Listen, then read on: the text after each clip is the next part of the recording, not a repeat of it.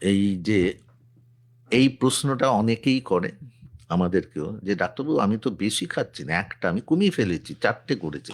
আমি আবারও বলছি, একটা এবং 4টের যা সাইড এফেক্ট, 40টারেরও সাইড এফেক্ট।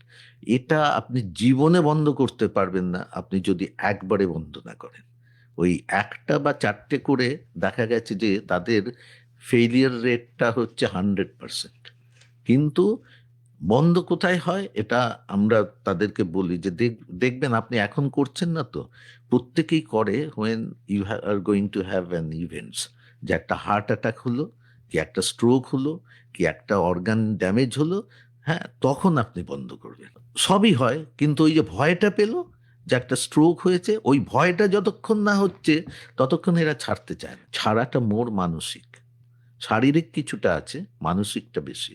আমি যদি শারীরিক ধরি 30%, 70% মানসিক।